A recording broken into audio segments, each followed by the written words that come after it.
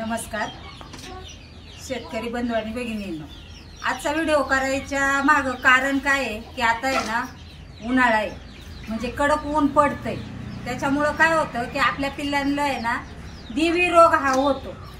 तर त्याच्यामध्ये आहे ना तर आपण घरगुती उपाय मी आज तुम्हाला सांगणार आहे. आता मी गेल्या वर्षी आहे ना एक वर्ष 3 महिने झाले मी चालू करून. गेल्या वर्षी आहे ना माझ्या कोंबड्यांना पण असंच झालं होतं. आता पण एखाद 2 कोंबड्यांना ते दिसून येते. तर त्याच्यामुळं तुम्हाला पण सांगणार आहे. तर घरगुती उपाय आपण काय करायचं आहे, तर घरामध्ये आपल्या घरामध्ये डेटॉल असतं आणि हळद ही असते आणि हळद घरगुती तूप हे असतं. तर ते काय करायचं आपण आहे ना ते देवी रोग म्हणजे कोंबड्यांच्या आहे ना पोटामध्ये जेव्हा जास्ती उष्णता वाढल्यामुळे ना हा रोग होतो. तर काय करायचंय आपल्याला की कोमट पाणी करायचंय. कोमट पाणी करून आहे ना त्याच्यामध्ये आहे ना डेटॉल टाकायचं आणि त्या ज्यांना त्या पिल्लांना कोंबड्यांना बघा चोचीच्या हिथं किंवा हिथं असं ते आढळून येतं. चांगले असे मोठे चांगले ज्वारीच्या एवढे मोठे ते फोड होत्यात, तोंडाला होत्यात, परत डोळ्याच्या वर चोचीपाशी असं ते देवी रोगाची लक्षणं असतात. त्याच्यामुळं कोंबड्यांना आहे ना खायला सुद्धा येत नाही आणि आतून तोंडातून पण ते जाणवलं जातं. अशी जीभ त्यांची आहे ना अशी लाल पडते. तर त्याच्यावरती आपला घरगुती उपाय काय करायचा, तर घरामध्ये आहे ना आपलं कोमट पाणी करायचं आणि ज्यांना झाले ते पिल्लं आपली साईडला घ्यायची एका बाजूला आणि कोमट पाण्यामध्ये डेटॉल टाकायचं आणि ना एक पिल्लू धरून आहे ना ते डेटॉलनी आहे ना चांगलं एक सुती कापड घ्यायचं आणि त्या सुती कापडाने आहे ना ते सगळे त्या जखमा आहेत ना त्या डेटॉलच्या पाण्याने आहे ना पुसून घ्यायच्या चांगल्या. त्याच्यात आहे ना असा पांढरा द्रव्य निघतो बघा, ते दिसतं पण आपल्याला पुसताना आहे ना ते निघतं ते. आणि जखम आहे ना जरा अशी सुकी करून घ्यायची आणि ते केल्याच्या नंतर आहे ना आपलं घरचं गाईचं तूप असतं, गाईचं तूप आणि हळद ते चांगलं मिक्स. हळद म्हणजे कसं ते हळद अँटीबायोटिक काम करतं. तर त्याच्यामध्ये आहे ना जखम पण कोरडी होती लगेच. आणि हळद आणि तूप त्या सगळीकडे त्या जखमेवरती आपण लावायचं. असं 3 दिवस सतत करायचं. सकाळचं करायचं, आज सकाळी केलं की दुसऱ्या दिवशी सकाळी करायचं, तिसऱ्या दिवशी सकाळी करायचं.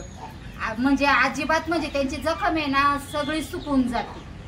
आणि अजून एक उपाय आहे की डेटॉलच्या पाण्याने आपण जेव्हा साफ करतो ना तर आपल्याकडं मेहंदी असते बघा, आपण घरगुती ती मेहंदी कालवतो ना तर त्या मेहंदीमध्ये पण आहे ना उष्णता खेचून घ्यायचं जास्ती हे असतं. तर ते उष्णता आहे ना सगळी बाहेर खेचते. तर ते मेहंदी सुद्धा कालवून जर पातळ एकदम मेहंदी कालवून पण आपण त्या जखमेवरती जर लावलं तर त्याच्याने पण बराच फरक पडतो. तर आता सकाळचं जर लावलं की दुसऱ्या दिवशी सकाळी आहे ना परत ते कोमट डेटॉलच्या पाण्याने ती जखम परत साफ करायची आणि परत मग ती मेहंदी लावायची. हा झाला मेहंदीचा उपाय.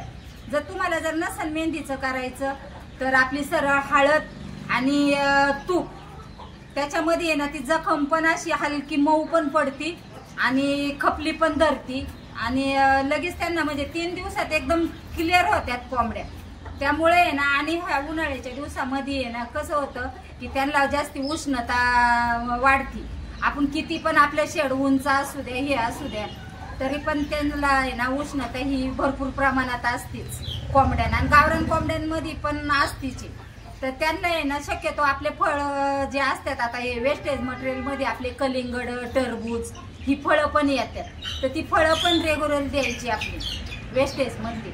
आणि ताकाचं पाणी आपण जे दही ताक करतो तर ते पण त्याच्यामध्ये थोडंसं मीठ हळद टाकून आहे ना त्या ताकाचं पाणी पण त्यांना आहे ना कंटिन्यू आता उन्हाळ्यामध्ये त्यांना द्यायचंच. म्हणजे आहे ना हा रोग आहे ना जास्ती जाणवत नाही आणि कोंबड्यांना पण काही त्रास नाही होत. बारीक पिल्लं पण असू दे किंवा मोठी पिल्लं असू दे त्यांना सगळ्यांना चांगलं आहे हे. तर गेल्या वर्षी सुद्धा माझं हे असंच झालं होतं कोंबड्यांना. तर त्याच्यावरती पण मी तोच उपाय केला होता.